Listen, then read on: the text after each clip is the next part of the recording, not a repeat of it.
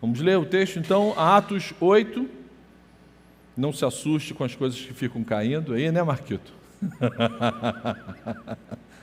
Eu perco o irmão, mas não perco a oportunidade. Ainda bem que ele me ama. Então a gente está em que texto? Atos 8, a partir do versículo 4, diz assim: os que haviam sido dispersos pregavam a palavra por onde quer que fossem. Indo Filipe para uma cidade de Samaria, ali lhes anunciava o Cristo. Quando a multidão ouviu Filipe e viu os sinais miraculosos que ele realizava, deu unânime atenção ao que ele dizia. Os espíritos imundos saíam de muitos, dando gritos, e muitos paralíticos e mancos foram curados. Assim, houve grande alegria naquela cidade. Você pode dizer amém? Amém. Bênção pura. Segundo o escritor francês Victor Hugo, um cara lá do século XIX, existe uma coisa mais forte que todos os exércitos do mundo, que é uma ideia, um pensamento que chegou na hora exata. Mas se eu pudesse, eu diria para Victor Hugo: Vitão, existe algo muito mais poderoso do que todos os exércitos do mundo e muito mais poderoso do que uma ideia que chega na hora exata, que é a exposição do Evangelho de Jesus Cristo em qualquer hora, em qualquer horário. Essa é a boa nova dos céus, é o poder de Deus para a salvação de todo aquele que nele crê. A mensagem da cruz, a mensagem do Evangelho que nos trouxe aqui essa noite, que tem mudado a nossa história, ela é uma dinamite celestial que derruba todas as barreiras erguidas pelo pecado, todas as barreiras erguidas por frustrações, por uma série de decepções. É a mensagem da cruz que faz dinamitar e explodir e desaparecer todas essas coisas. O Evangelho traz liberdade para quem estava preso e oprimido. E o texto que a gente acabou de ler dá testemunho desse poder de Deus em sua expansão, em seu crescimento. Satanás não consegue conter a igreja de Cristo em movimento. O sal estava concentrado dentro do saleiro lá em Jerusalém, e aí Deus faz com que esse sal seja espalhado, começando por toda a Judéia, Samaria, até os confins da terra, exatamente como o Senhor Jesus havia ordenado. E o texto de hoje fala especialmente sobre a pregação do Evangelho na região de Samaria, que fica ao norte de Jerusalém. Se você tem uma ideia, Jerusalém é o centro, ao norte vem as cidades de Samaria, ao sul as cidades da Judéia. Estava todo mundo concentrado em Jerusalém. Deus promove a perseguição e a galera começa a se espalhar, começam a debandar para as regiões acima e ao sul de Jerusalém. Então a gente está focado hoje num texto que fala sobre a evangelização em Samaria, ou seja, numa região ao norte de Jerusalém. A passagem mostra para a gente o que aconteceu quando Filipe, um cristão que servia em Jerusalém como diácono na igreja, por causa da perseguição, ele começa a proclamar o Evangelho numa região completamente desprezada pelos judeus. Guardem isso. Os samaritanos eram um povo mestiço. Era resultado da miscigenação de judeus com não-judeus. Isso ocorreu durante a opressão e a ocupação dos assírios em 732 a.C.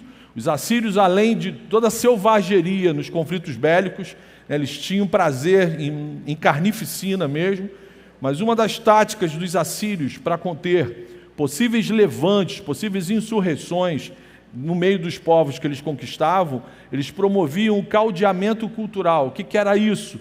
Ele pegava um pouquinho da galera que ele conquistou aqui na região de Israel, levava para um outro canto, trazia uma porção de gente que eles tinham ocupados em outros territórios, traziam para aquela região e fazia esse caldeamento cultural. Misturava etnia, povo, raça, cultura, religião, até essa galera conseguir o mínimo de relacionamento, de harmonia, de comunicação. Isso arrefecia qualquer desejo de levante, de insurreição dentro daquelas regiões ocupadas.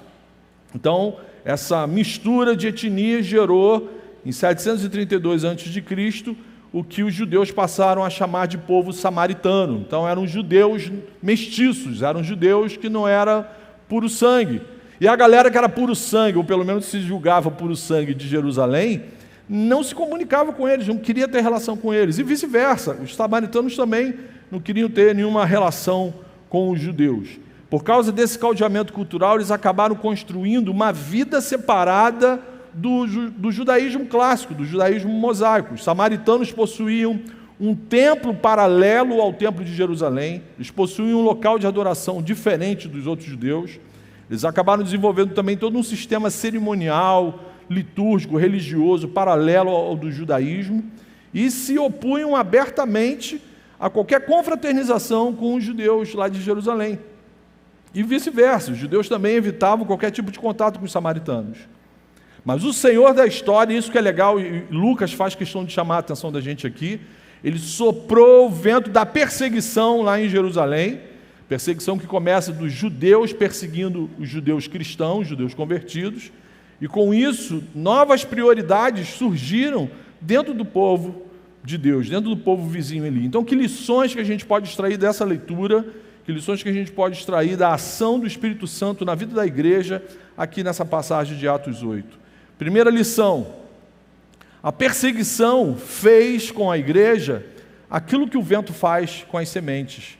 A perseguição fez com a igreja aquilo que o vento faz com as sementes. Gerou movimento, espalhou, expandiu. E isso faz o quê? Aumentar a colheita. Aquilo que aos olhos humanos parecia ser um grande problema, né? Sofrer perseguição, sofrer injúria, maus tratos, pela ação do Espírito Santo, isso se transformou numa grande bênção. A igreja concentrada em si mesmada, achando que toda a realidade cristã ia acontecer ali em Jerusalém, com a perseguição que Deus soprou sobre essa igreja, a coisa expandiu, a igreja se movimentou. E a boa notícia da salvação começou a encontrar outras pessoas, outros povos em regiões inóspitas e até não queridas, não eram nem benquistas por aquelas pessoas.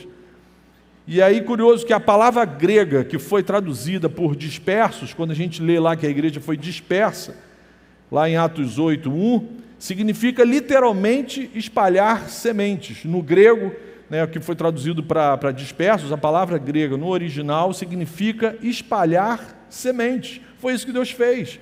A sua igreja, aquela quantidade de semente concentrada ali em Jerusalém, Deus espalhou, Deus deu o jeito dele de espalhar todo mundo. Os cristãos em Jerusalém eram as sementes de Deus e a perseguição foi esse vento usado por Deus para espalhar essa semente em outros solos. Lembrando que não há nada nas Escrituras que nos leve a crer que Deus permitiu que surgisse a perseguição porque a sua igreja, porque alguém lá naquela igreja estava fazendo alguma coisa errada. De forma alguma. Muito pelo contrário, eles não foram negligentes em nada. O testemunho fiel, pregavam com ousadia, não estavam fazendo nada de errado. E mesmo assim, Deus enviou a perseguição para que a galera se mexesse, se movimentasse.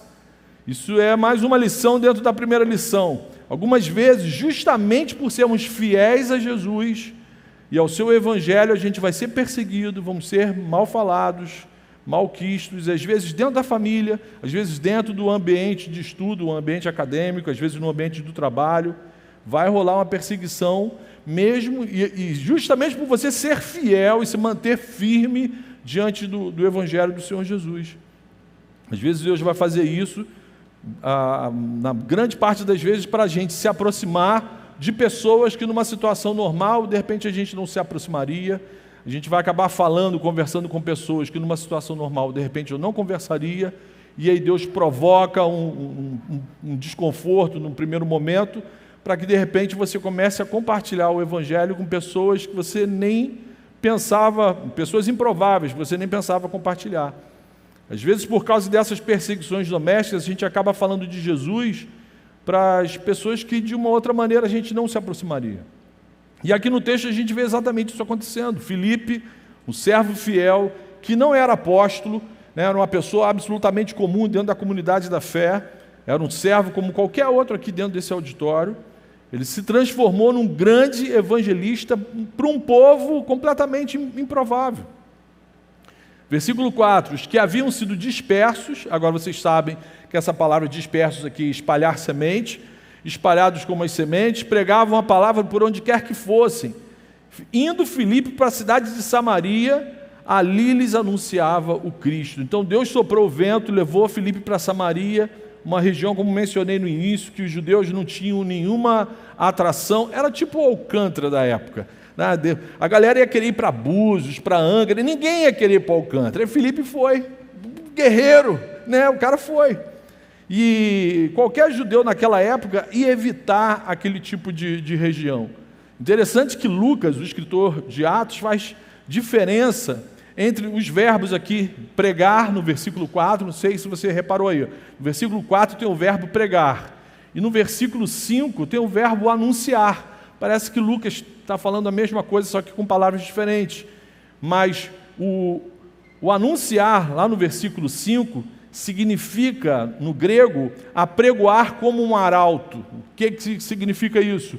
O cara pregava em alta voz, ele anunciava o evangelho aos berros, gritando. Tipo algumas pessoas fazem em praça pública, no metrô, ali na 7 de setembro com a Rio Branco, né? Vê aquela pessoa no meio da rua pregando o evangelho em alta voz. Filipe estava cheio do Espírito Santo e anunciava o evangelho de Jesus na região de Samaria, onde todo mundo sabia que ele era judeu, ninguém gostava de judeu, e o judeu não gostava de samaritano, mas Filipe começa a anunciar o evangelho em alta voz, e acontece algo que faz com que os samaritanos deem atenção a Filipe, comecem a prestar atenção no que está sendo pregado. Lucas, o escritor de Atos, faz questão de nos dar essa informação, e mais um detalhe que fazia muita diferença. A proclamação que Filipe fez do evangelho era acompanhada de eventos extraordinários. O que chamou a atenção do povo lá em Samaria é que, ao mesmo tempo que Filipe pregava, anunciava o evangelho, coisas extraordinárias acompanhavam a sua pregação. Versículo 6. Quando a multidão ouviu Filipe e viu os sinais miraculosos que ele realizava, deu unânime atenção ao que ele dizia. Os espíritos imundos saíam de muitos, dando gritos, e muitos paralíticos e mancos foram curados. Amém, glória a Deus. Além de ser um intrépido pregador, Filipe virou um mega blaster exorcista, né, desses de filme de terror. Botava o capeta para correr, literalmente. Expulsou muito demônio dos samaritanos. E essa saída dos demônios, literalmente aos gritos, era para chancelar, para atestar a autoridade, o poder do nome de Jesus sobre a vida de Filipe. O demônio podia sair na social, no pianinho, no sapatinho, mas não, eles faziam questão, né, Deus devia apertar lá o parafuso do capeta, que assim, eles faziam questão de sair aos berros, gritando, para que aquilo de fato chamasse a atenção das pessoas, e as pessoas vissem, cara, essa parada está saindo na autoridade do nome de Jesus. Eu vou prestar atenção no que esse judeu maluco está falando. E aí Filipe, debaixo do poder e da autoridade de um Jesus vivo, espalha a boa notícia de Deus. E isso é maravilhoso. E aí vale aqui uma reflexão para mim e para você. Eu e você temos que estar igualmente revestidos desse poder, dessa autoridade de Filipe. A gente tem que estar habilitado e preparado para anunciar o evangelho com intrepidez, se necessário até com alta voz, a qualquer momento. Lembre-se, qualquer pessoa que ainda não assumiu um compromisso real com Cristo, pode estar debaixo da opressão ou da possessão de Satanás, de espíritos imundos. A Bíblia deixa isso bem claro aqui. Não existe dentro da superfície do planeta Terra um campo neutro. Ou o ser humano está debaixo da influência, da regência, do controle, da proteção do Espírito Santo, ou está debaixo da opressão, da escravidão e da possessão de Satanás e seus anjos. Não existe ninguém que, não, eu estou na coluna do meio, eu ainda não assumi nenhuma posição com ninguém, estou pesquisando. Não existe isso. Não existe isso. E a gente precisa ter esse discernimento, essa consciência, e tem que estar preparado para perceber assim, em que momento que eu devo orar pelo meu amigo não cristão, para que Deus repreenda a ação de Satanás na vida dele. E mais, não se engane com as aparências. Às vezes a pessoa só assumiu um compromisso com a igreja local, com a comunidade institucional da fé, mas ainda não se converteu a Cristo de verdade. Qualquer pessoa não convertida, mesmo que seja membro de uma igreja cristã, pode estar debaixo da opressão e da possessão demoníaca. E a gente deveria estar cheio do Espírito Santo para saber discernir isso com facilidade, poder ajudar essa pessoa em oração. Guarde isso, no mundo espiritual não existe campo neutro, ou a gente está debaixo da proteção do nosso Senhor, cheio da presença dEle, ou a gente está debaixo da opressão e da perturbação e da possessão de espíritos imundos. Quem ainda não foi liberto pelo Evangelho de Cristo continua preso nas correntes de Satanás. Mesmo que diga para você lá na célula que é crente. Tiago vai falar que até os demônios dizem isso. Eles creem e tremem diante do poder e da autoridade do nosso Senhor. E aí o que precisa chamar a atenção da gente é, cara, eu sei discernir isso numa conversa, num ambiente de célula, naquela rodinha no intervalo lá na faculdade. Eu sei discernir quando alguém está cheio de enxofre, está acompanhado pelo inimigo, está falando, está sendo boca do inimigo para infernizar a vida das outras pessoas. Cara, Filipe foi ousado, foi intrépido e anunciou em alta voz, com autoridade, com sagacidade, com certeza com inteligência, e literalmente botou o capeta para correr. Eu e você, mesmo sendo presbiterianos, a gente tem que botar o bicho para correr, amém? Pelo menos 6 vão botar o bicho para correr, os outros vão ficar com medo olhando. O momento em que a gente tem que orar e repreender e agir, a gente tem que estar ligado com o Espírito para saber como fazer isso. Até aquele momento da história da igreja, a operação de milagres, a manifestação de sinais e prodígios, a realização de milagres era algo que estava limitado aos apóstolos. Aí agora a gente vê aqui em Atos 8, que Deus, através da perseguição, o Espírito Santo começa a conceder essa operação, desses sinais, desses prodígios, sobre a vida de quem estava disposto a assumir o compromisso com Jesus, quem estava debaixo daquela missão. A gente vê o Espírito Santo soprando sobre uma pessoa absolutamente comum como eu e você. E a ênfase que é dado aqui é sobre a palavra de Deus. As pessoas passaram a prestar atenção na pregação, elas não ficaram prestando atenção nos sinais. Ninguém se converte porque prestou atenção em sinal, em algum milagre, alguma coisa assim. As pessoas se convertem quando prestam atenção na palavra. O vento do Espírito soprou, agiu sobre a vida de Filipe, sobre a vida de outras pessoas, e elas passaram a prestar atenção no que estava sendo pregado. Os sinais miraculosos só são bênção para quem presta atenção na palavra, e se isso apontar a pessoa para Jesus. O nome está dizendo, é um sinal. O sinal aponta para alguma direção, para algum lugar. Tem que ser para Cristo. Ninguém é salvo porque acredita em milagres. A gente é salvo quando a gente entrega a nossa vida para o Senhor Jesus. Observe lá o que está escrito. Ao verem os milagres, o povo deu ouvido à palavra, o que estava sendo pregado. Ao crer na palavra, versículo 8, o que está escrito aí na sua Bíblia? Ao crer na palavra, houve grande alegria naquela cidade. Cara, isso é muito maneiro. Lucas faz questão de falar que aquela cidade ficou cheia, foi tomada de grande alegria. Essa é a nossa segunda lição. A pregação do Evangelho gerou muita alegria lá em Samaria. A pregação do Evangelho gerou muita alegria em Samaria. Filipe pregava, multidões iam ouvi-lo, por meio da pregação, eles testemunhavam os sinais, prodígios, se rendiam a Cristo e foram cheios, tomados de uma grande alegria. Tanto no Evangelho que escreveu como no livro de Atos, Lucas faz questão de frisar isso.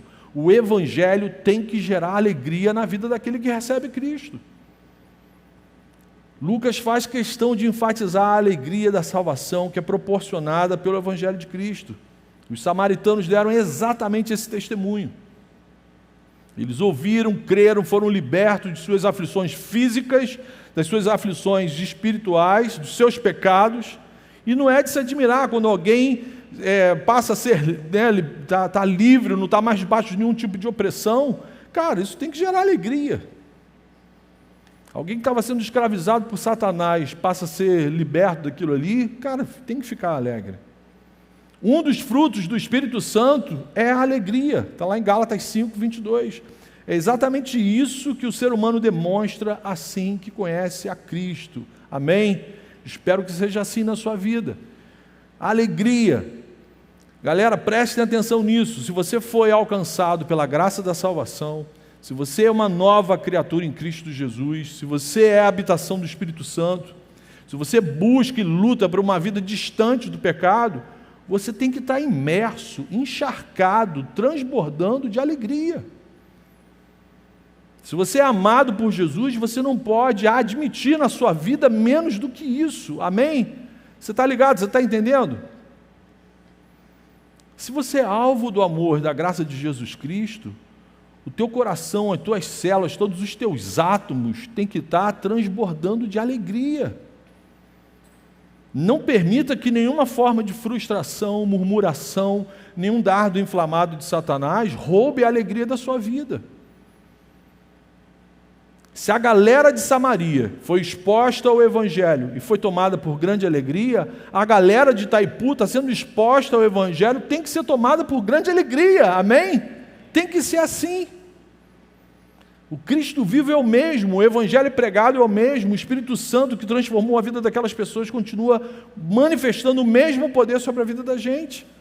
Portanto, tome posse dessa alegria do Senhor. Repreenda e mande qualquer forma de tristeza e de depressão para onde? Para o quinto dos infernos. Dá uma risada aí gostosa, seu presbiteriano boca de concreto, né? Louva a Deus aí, cara. Mano, eu gostei dessa risada aí de trás aí, muito boa. É isso aí, cara. E a gente tem que estar cheio da alegria do Senhor. A Bíblia fala que a alegria do Senhor é a nossa força. Então, cara, não aceita. Quando vier aquela vida, dia, o azar está repreendido, em nome de Jesus, tristeza, bata em retirada agora, eu sou do Senhor Jesus. É melhor ser taxado como um maluco beleza do que como aquele crente chato. E aí, a paz do Senhor? Paz do Senhor, mas vai ter guerra de novo, né? Vai todo mundo morrer. Pô, que saco! Tá maluco? Em nome de Jesus, seja cheio da alegria do Senhor, amém? Eu já estou até aplicando o texto, já estou empolgado aqui, estou misturando aplicação com lição, mas ainda tem mais uma lição aqui, ó. Uma igreja em movimento constrói pontes entre pessoas afastadas. Essa é a nossa terceira lição. Em sua graça, Deus construiu uma ponte entre dois povos afastados. Em sua graça, Deus construiu uma ponte entre dois povos afastados. Ele tornou judeus e samaritanos no mesmo povo. Jesus transforma estranhos em irmãos. Aleluia, aleluia. Se não fosse Jesus, vocês não iam me conhecer. Não sei se isso é bom ou se é ruim, né? Mas olha só, Jesus fez a gente irmãos. Gente que veio de uma porção de lugar esquisito. Eu vim de um lugar esquisito, mas assim, uma porção de gente com educação, formação, tudo diferente. Vem o Evangelho e faz a gente ser irmão. Isso é maravilhoso, cara. Isso é top das galáxias. É uma bênção indescritível. Jesus transforma judeus e samaritanos em cristãos e mais, une essa galera no corpo de Cristo. O texto sagrado nos mostra aqui que uma igreja em movimento passa a construir pontes, passa a acessar, a construir relacionamentos com pessoas que estavam distantes. Filipe pregou Cristo para um povo afastado.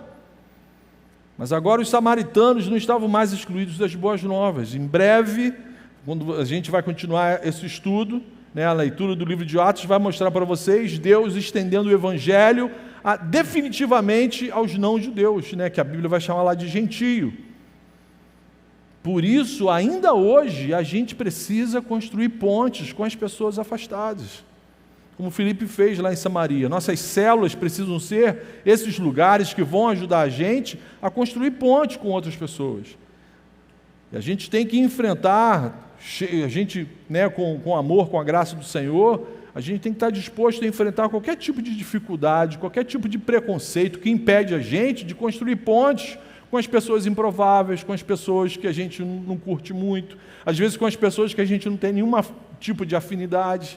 Mas por causa de Jesus e da graça que alcançou com a gente, intencionalmente a gente vai construir ponte com essas pessoas. A gente tem que enfrentar qualquer forma de preconceito que atrapalhe a gente nessa construção de pontes. sabendo que a boa notícia da salvação transforma todos os seres humanos em irmãos, a gente, através do nosso testemunho, da nossa pregação, da nossa igreja, da nossa célula, a gente tem que trazer as pessoas afastadas para Cristo, para a família de Cristo. Amém? Vamos para as aplicações. Primeira aplicação: anuncie a boa nova de Jesus com a mesma disposição do Filipe aqui de Atos 8 e do Filipinho aqui da Oceânica também, né? Porque, vou só encher a bola desse cara que eu nem conheci, mas eu vou encher a bola do Filipinho aqui. Sejamos imitadores desses dois Filipes que são imitadores de Cristo. Amém? Nenhum tipo de perseguição, nenhum tipo de circunstância adversa pode se transformar numa desculpa para a gente não anunciar o Evangelho com ousadia, com intrepidez, com intenção, com autoridade. Muito pelo contrário, aí quando o ambiente for desconfortável, quando a circunstância for adversa, aí que a gente tem que se meter mesmo na brecha e anunciar a palavra. As dificuldades da vida precisam aumentar a nossa disposição, igual foi aqui do Filipe. Ele tinha toda a desculpa do mundo para falar: vou me proteger, vou me salvaguardar aqui, vou guardar minha família. Não, ele aproveitou aquela parada de perseguição. Já que eu não posso falar aqui, eu vou falar lá. Então não permita que dificuldades, aflições que a gente tem, e a gente vai ter que enfrentar nesse mundo caído, mas não permita que isso atrapalhe você, nem desanime você em compartilhar a palavra para outras pessoas. E mais, o texto faz questão de frisar que Filipe pregava com autoridade. Ele não pregava assim: se você for lá na minha igreja vai ser muito legal. Não, cara, ele fazia exposição. Antes eu não via, agora eu vejo. Antes a minha vida era uma droga, agora eu tenho vida em abundância. Tem que pregar com autoridade. E que a sua pregação seja permeada por sinais miraculosos que apontam para Jesus. Às vezes a gente lê o texto e fica impressionado com algumas coisas, exorcismo, cura de gente manca, aleijada, mas, cara, para mim a mudança de um caráter no ser humano é uma parada tão sinistra, um milagre tão poderoso como uma pessoa sem perna passar a ter perna. Um sujeito que não vale nada ser transformado num ser humano decente, para mim é um milagre top. As pessoas começarem a dar testemunho de que você mudou para melhor porque passou a andar por Jesus, isso é um sinal de um milagre do poder de Deus. Te ressuscitou de uma vida morta espiritualmente. E até esses sinais daqui, a gente pode pedir ao Senhor para que acompanhe a nossa pregação, sim. Nas células, a gente pode expulsar demônio na célula, sim, né? Peça ao Senhor agora. O cara coçou a cabeça ali, já chega e ele estava pedindo também: receba autoridade de exorcismo. Essas paradas têm que acontecer com a gente, cara, na célula, no nosso dia a dia. A gente acha que essas paradas só acontecem lá na Bíblia. No retiro a gente botou uns capeta para correr. Você tem que fazer isso na sua célula também, cara. Agora tem que ter discernimento, tem que estar igual o Filipe, cheio do Espírito, tem que estar ligadão com o Pai. Não pode ser fanfarrão, boca aberta e achar que não vai rolar. Você nem vai ver o bicho passar perto de você. Vai nem sentir o cheiro de enxofre. Mas, cara, a nossa pregação tem que ser acompanhada por esses sinais. Eu repito, se o Espírito é o mesmo, se o poder de Deus é o mesmo, se o nosso Senhor não mudou, por que essas coisas não acontecem? Na verdade, a pergunta tem que ser: Senhor, eu quero que aconteça. Senhor, enche minha vida, enche a minha pregação, a pregação do Teu Evangelho com esses sinais. Eu e você temos que desejar primeiro que isso aconteça, no cumprimento do nosso chamado. Eu tenho que assumir um chamado, eu tenho que assumir um compromisso de amor e responsabilidade com Jesus, e no pacote essas coisas vão começar a acontecer. Temos que buscar claramente essa ação do Espírito Santo sobre a nossa vida também. De você estar numa conversa, às vezes com um amigo lá no pátio da faculdade, lá da escola, ou na hora do intervalo ali no trabalho, e uma pessoa falar para você que, estou mal, estou deprê, está ruim. Cara, ora, repreende aquilo e só fique satisfeito quando ela ficar cheia de alegria. Essa é a nossa segunda aplicação. Busque uma vida cheia do Espírito Santo. A gente tem que constantemente buscar aplicar isso na vida da gente. Busque uma vida cheia do Espírito Santo. A gente só vai conseguir anunciar a mensagem para os nossos amigos não cristãos com essa mesma autoridade, acompanhado desses sinais, se a nossa vida estiver cheia do Espírito Santo. Não tem mágica no reino de Deus. Tem milagre, mas não tem passe de mágica. Essas coisas só vão acontecer se a sua vida tiver coerência com o relacionamento com Cristo. O que a gente leu hoje nas Escrituras só vai se tornar uma realidade no nosso dia a dia se a gente buscar de verdade uma vida cheia do Espírito Santo. E aí eu te pergunto, como que anda a nossa luta por mais intimidade com Jesus? Se a gente tem consciência que são as distrações desse mundo carnal que atrapalham a nossa intimidade com Jesus, como é que anda a nossa luta para mortificar essas paradas que atrapalham a nossa relação com Cristo? Quem tem vencido essa batalha, a tentação ou a santificação? A forma como eu e você investimos na leitura bíblica, no culto, nas células, no discipulado, testificam de verdade se a gente está buscando uma vida cheia do Espírito Santo. Tem gente que tem a possibilidade de estar ali no discipulado, abrindo de fato o coração, buscando maturidade na caminhada com Jesus, e não faz, empurra a parada com a barriga, dá uma deschavada, dá uma desculpa, não fala tudo. Às vezes até mente, né? Aquela última pergunta, tudo que você me relatou, você acabou de falar a verdade? Sim. E aí Satanás dá aquela golada de cafezinho lá na Versalhes. Não vou fazer nada, o cara está fazendo tudo por mim. Não vai lembrar disso na hora que você for responder essa pergunta, né, lá no discipulado. Mas, cara, é no nosso dia a dia que a gente vai demonstrar para o Senhor, porque para mim você não precisa demonstrar, para o Filipinho você não precisa demonstrar, você tem que demonstrar para a sua caminhada com o Senhor. Se de fato a gente está levando o nosso relacionamento com Ele a sério. Então a gente precisa ter a ideia de que sim, tudo que aconteceu lá em Samaria, que a gente acabou de ler aqui, cara, pode acontecer hoje na nossa pregação, durante a nossa pregação, durante o nosso evangelismo. Principalmente essa experiência de viver transbordando de muita alegria, amém? A gente tem vivido uma geração que parece uma epidemia de tristeza, de depressão, assolando todos os continentes. Gente, se você é amado de Jesus, você tem que repreender esse tipo de parada na sua vida. E clamar ao Senhor, Senhor, eu quero viver transbordando de muita alegria, eu quero contagiar outras pessoas com a alegria do Senhor. Isso só vai acontecer se você estiver buscando uma vida cheia do Espírito Santo. Cheia do Espírito Santo. Terceira aplicação, que fica claro aqui no texto, seja um construtor de pontes. Não estou fazendo apologia em engenharia civil não, mas seja um construtor de pontes.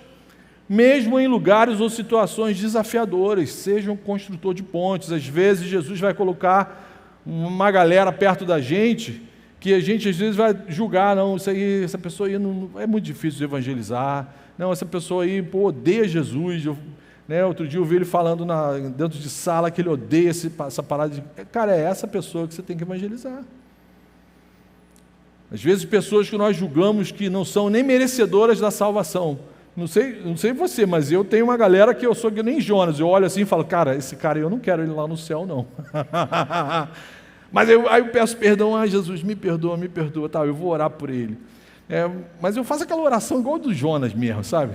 Senhor, se der, né? O Senhor é um Deus de graça, de amor, se der salva, ou leva, dá um jeito, mas enfim, a gente tem que superar os preconceitos, e a gente tem que assumir mesmo diante do Senhor que tem uma galera que a gente olha e me fala isso que eu falei aqui, cara, eu não quero esse camarada lá no céu.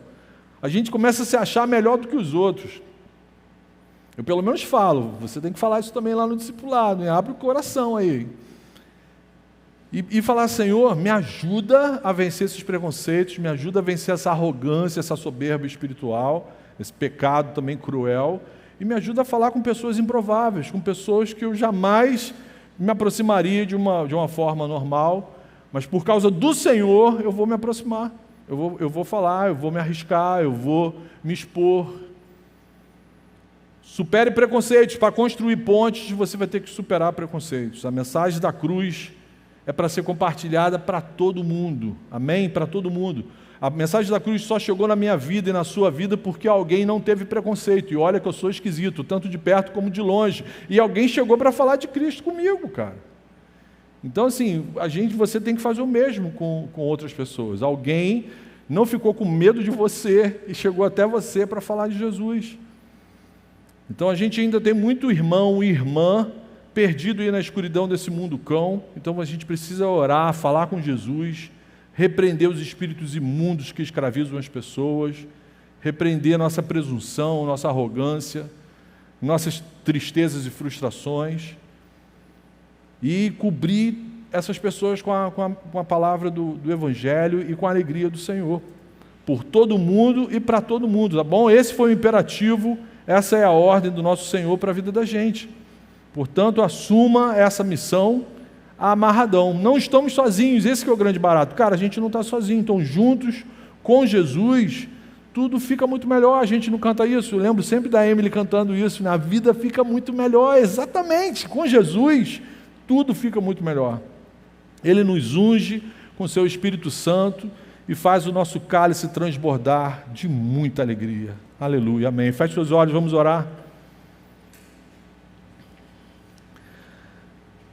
Senhor Jesus, muito obrigado, Senhor. Obrigado pela Tua palavra, Senhor, que nos abençoa de uma forma tão especial. Muito obrigado por essa sequência de estudos, Senhor, no livro de Atos, do Teu Espírito Santo. Muito obrigado por Teu amor, por Tua graça, que nos salvou da escuridão, nos salvou da nossa ignorância, da nossa arrogância, Senhor, da escravidão que nos afastava do Senhor. Muito obrigado por isso, Senhor. Enche-nos com porção dobrada do Teu Espírito Santo. Jesus, por favor, enche essa galera aqui do Gol com a Tua alegria, Senhor, com autoridade, com poder, Senhor, para anunciar a Tua palavra com intrepidez, Senhor. Repreenda, Pai, toda forma de tristeza, de depressão, Senhor, de agonia, de murmuração. Renova a força daqueles que estão lutando contra o pecado. E salva, Senhor, os crentes nominais, Senhor. Salva aqueles que entram e saem daqui e ainda não assumiram um compromisso de verdade com o Senhor. Entra na história dessas vidas, Senhor. Muda a história dessas vidas, Pai, por favor. Caso exista alguém assim aqui ainda no nosso meio, que hoje seja noite de salvação na vida dessas pessoas, Pai. É o que eu te peço em nome de Jesus. Amém. Amém.